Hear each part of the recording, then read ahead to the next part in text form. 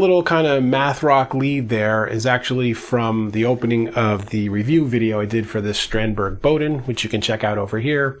And today, for the riff of the month, I want to break that riff apart, break out the tabs, and let's talk about how I constructed it. So this riff of the month is a good example of kind of outlining chords when you're playing a lead, like connecting between chords, something that's really common more in jazz music, and rock players don't do it as much. They usually just kind of hang out in a pentatonic area, or maybe like myself, I do a lot of stuff with diatonic scales, the modes, and just playing over the background. They're not really thinking about what chords are happening and more thinking about what key I'm in.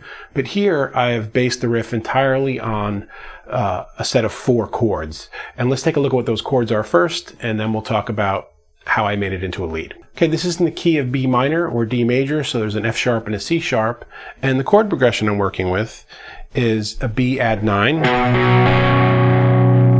and then I go to this A chord here, which is an A major chord, playing kind of in a weird position there. It's A, C sharp, E, and A again, but it's just a basic A major chord, and then I have the F sharp minor, and then a G add 9. So what I wanted to do was just kind of outline those chords and connect them. And I'm going to play the riff very slowly here and pull up the lines of tab. There's also tab, of course, included below as a PDF. But what I did was I start right with the root on the B and then right to the 9. I'm not playing the whole arpeggio here. I'm just playing root 9, slide up to the minor third, and then over here on the 3rd string, E on the 9th fret, 11th fret, F sharp, back to the E, back to the D here, back to the C sharp. That's it for the B chord. Then I go on to the A chord. Open A string. So that's all on one string there. I hit the open A, and then it's 9, the B, 11, 12, 11, 9, slide back to 7, and then back up to 9. So I'm done outlining the A chord. Now I'm going to outline the F sharp chord with a basic minor arpeggio. I go F sharp, hammer to the A on the 5th fret, and then the 4th fret here on the A string, 4th fret to the octave on the D string, and I mute it a little bit too. Then the A, 2nd fret here, hammer to the B, 4th fret, pull back off to the A, back to the root there, and then I'm on to the last chord, the G9, and I fully arpeggiate that as well. So it's the G, 3rd fret, next string, 5th fret, the D, next string, the 9th, the A, then it's up to the B, the major 3rd there of the chord, on the 4th fret, slide up here, so it's G, D, A, B, slide up to the C sharp, hammer to the D on the 7th fret, hit the D again, and slide up to the E on the 9th fret. That's the entire first half of the riff.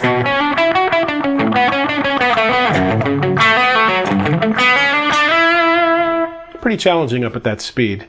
And I actually worked on this with a metronome for a while, and worked until I could play it 10 beats a minute faster than the song required. So when I went back and played the song, I was very comfortable at that speed.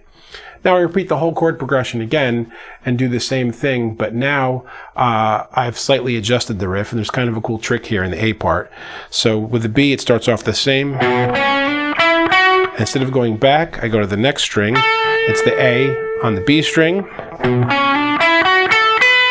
So it's A, B picked, and then slid up to the C sharp. That's 10, 12, 14. Now I hit the open A string again, and I'm going to go backwards. Now I wanted to end on a D, but getting from this D to the F sharp is a problem. We'll come to that in a second. So it's open A, then 15th, 14th, 12th, 14th on the 3rd string, which is the A, 11th, the F sharp, then I'm on the D string, 14th fret, and now instead of fretting the note D on the 12th, because I want to get back to here without sliding, I actually hit a harmonic there. So now up from the B again, then the A. I hit that as a harmonic, And it gives me time to go back and then finish the end of the riff, which is the same as the first half.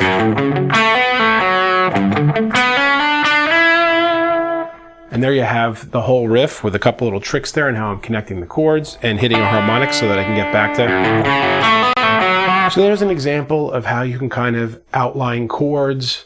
I'm playing a little bit diatonically as I move around on like the one string parts of the riff here, and just thinking about the D major / B minor scale. But I'm hitting the root note and building off of that, and very much kind of hanging around the notes that are in each one of those chords. And hopefully this gives you some ideas for how you can connect things to and make similar sounding stuff if you've been looking to do that kind of music. And as always, guys, if you have any questions or comments, if there's anything you want me to cover a little bit more in depth, or you have other ideas, let me know in the comments and I will get back to you.